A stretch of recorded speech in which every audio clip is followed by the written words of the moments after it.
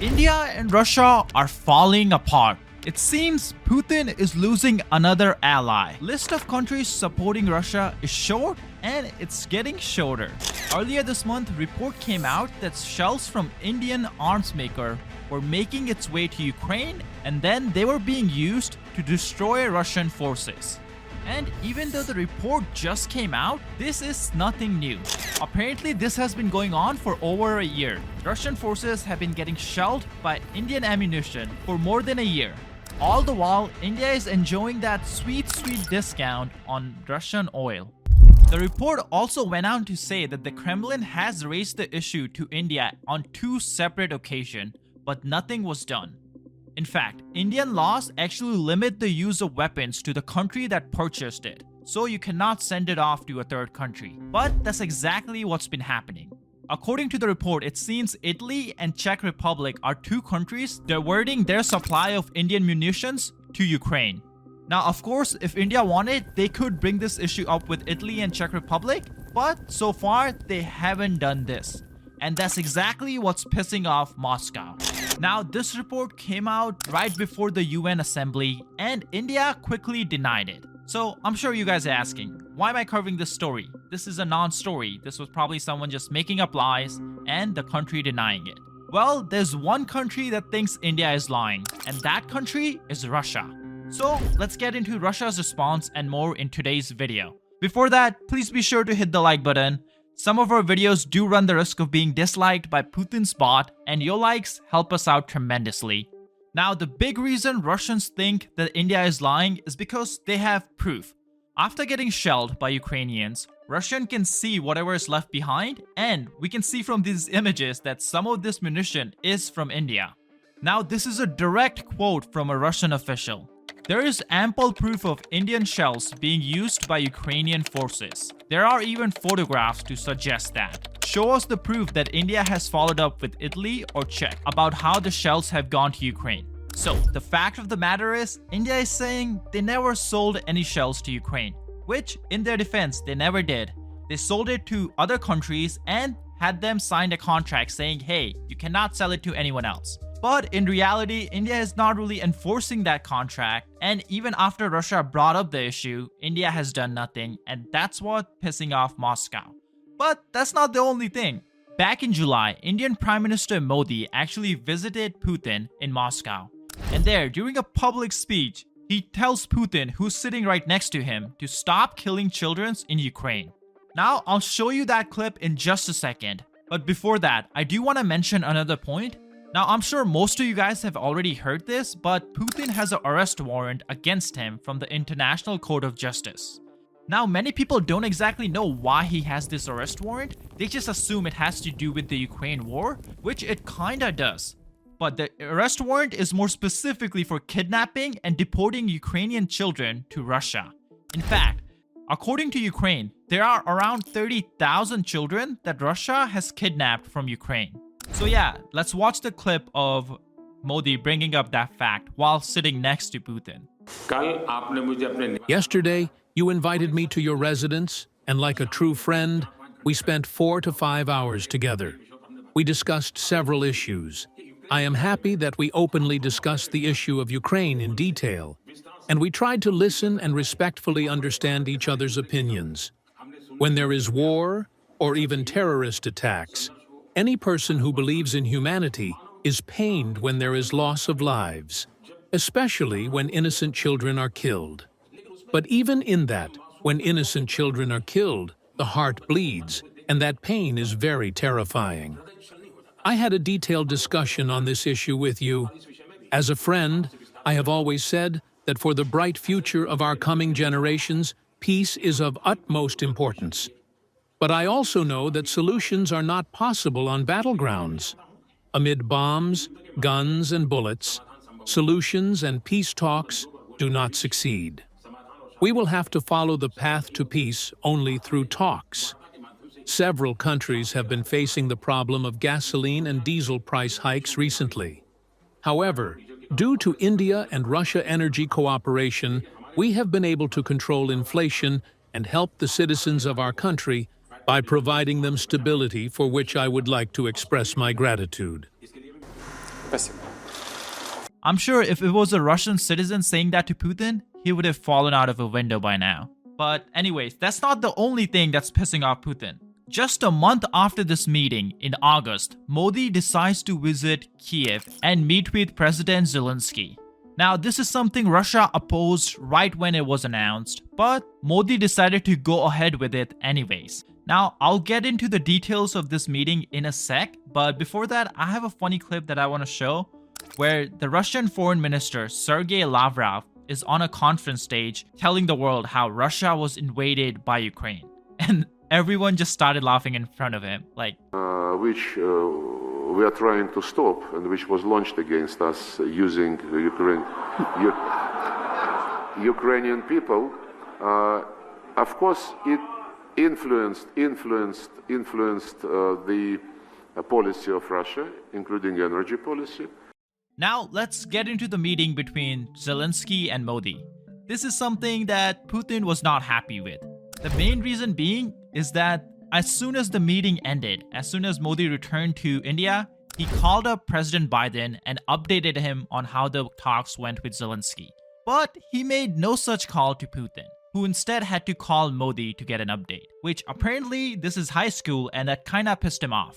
Now, of course, clearly Putin isn't just not happy about the call alone, but it's in fact like combination of all the different events. First, there were the shells, now the call, and there were some issues back in 2023 at the UN Assembly that was already pulling the countries apart.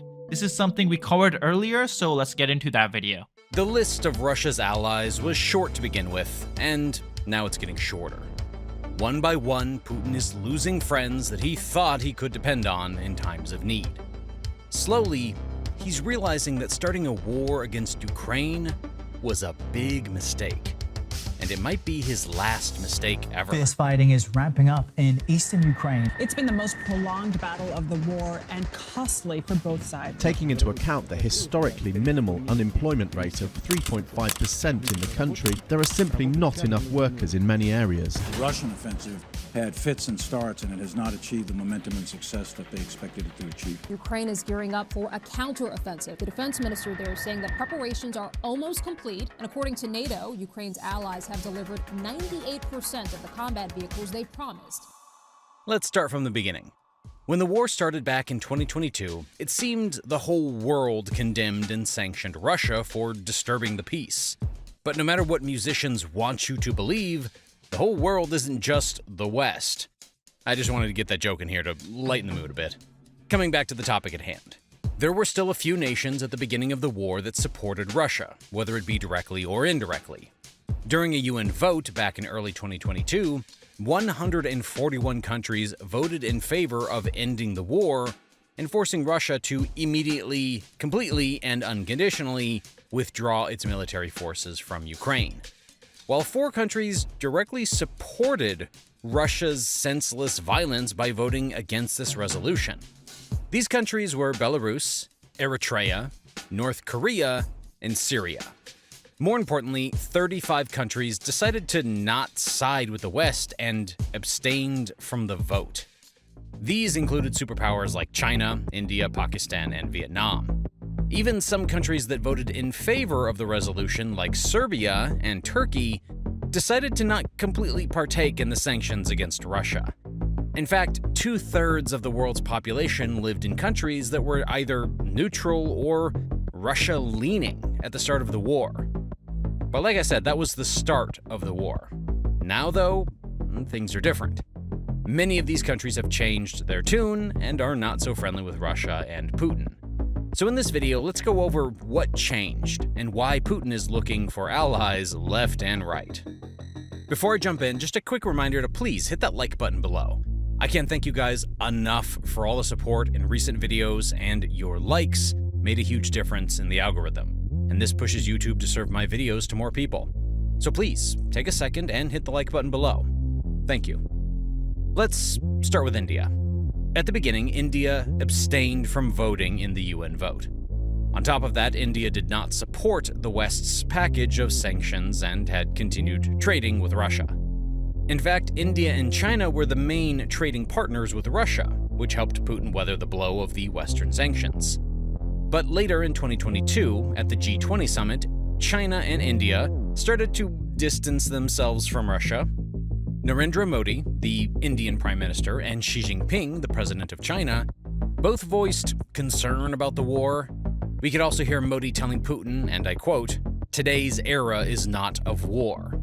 Coming into 2023, India has continued to deal with Russia when it comes to buying oil, but it hasn't been the bestest of friends. When the West announced the price cap on Russian energy sales, India made sure to not breach Western sanctions of $60 per barrel when trading with Russia. So it seems like India isn't ready to ditch Russia yet, but it has started to lay the groundwork for a future betrayal. Which is not good news for Putin. But right now, it doesn't seem like he has time to worry about India distancing itself because other countries, like Serbia, are moving much faster when it comes to pushing away Russia. At the beginning of the war, many considered Serbia to be one of the closest allies of Russia. It wasn't just the Serbian leaders who were supporting Russia. Serbian citizens had pro-Russia rallies in Serbia when the West announced sanctions on the country. Serbian leaders publicly blamed NATO for the war, not Russia. Which is a little odd, but we'll get to the true reason behind that in just a second. But all this public support from Serbia and Serbians made sense, since Russia and Serbia share close historic ties, and citizens often refer to each other as brothers. Additionally, Serbia hates NATO as well, much like Russia. When Kosovo broke away from Serbia and became an independent state, NATO sided with Kosovo, which, of course, didn't please Serbia. So that saying, "an enemy of my enemy is my friend," played a role too in Serbia's support of Russia against NATO. So obviously Serbia didn't follow Western sanctions against Russia, and they continued buying Russian oil at that sweet, sweet discount. But all of this friendliness started to change when the Serbian president made a surprisingly strong statement saying, "We said from the beginning that we cannot support Russia's invasion of Ukraine. For us, Crimea is Ukraine. Donbas is Ukraine. It will remain so." That's because Putin used the UN recognition of Kosovo independence referendum to make his case for recognizing Ukrainian cities captured by Russia as part of Russia, since people there, quote-unquote, voted to join Russia. The integrity and fairness of that referendum is already in question, but this statement definitely did not please Serbians who felt betrayed by Putin's indirect recognition of Kosovo as an independent state. And thus, Serbia-Russia relations started to fall apart. On top of this, Serbia is much more dependent on EU for trade than Russia, and it receives substantial funding from the EU, so it makes sense that Russia is losing the war it started. Serbia is siding with the group that benefits its people the most. Talking about funding, another country that recently betrayed Putin because of EU funding is Hungary. Hungary, which has been in support of Russia and against the Western sanctions from the start, is now all of a sudden reconsidering their position with Russia. The reason behind this is clear as day. Hungary wants EU funding, and the easiest way to get it is to support the side the EU wants you to support. By the way, if you want to support the channel and learn how you can grow a YouTube channel of your very own without showing your face, you can't see it right now, but I'm pointing at my face, be sure to check out the video down below or up in the cards. In the video, I talk about how right now is the biggest opportunity to start a channel, and I also show details about my program that I created for people who are interested in starting their own channel in 2023. Alright, sorry about the tangent, let's get back to the video. Another country that shockingly made a U-turn on its support of Russia is Turkey. Much like previously talked about countries, initially Turkey defied Western sanctions. In fact, Turkey had emerged as one of the havens for Russian wealth and a center for sourcing goods over the past year, benefiting from the personal relationship between Putin and President Erdogan. Turkey's exports to Russia rose to $9.3 billion in 2022, from $5.8 billion just a year earlier. But then, out of nowhere, Turkey abruptly stopped the transit of sanctioned goods to Russia last month, as the European Union and the US pressure allies to support measures imposed over President Vladimir Putin's invasion of Ukraine. The government ordered a halt of transit of such goods via Turkey from March 1st in compliance with sanctions, leaving Russia with one less ally they can depend on. Even with the allies Russia does have left, Putin can't expect much. China has refused to supply arms or funding to Russia to continue this war. Pakistan, on the other hand, has supplied Ukraine with weapons to continue its defense in the war. Experts believe Pakistan's move was most likely done in close cooperation with the USA. So it seems like, as Russia is falling behind in this war, Putin is once again reminded of a famous truth. When it comes to geopolitics, there are no permanent friends or enemies, only permanent interests.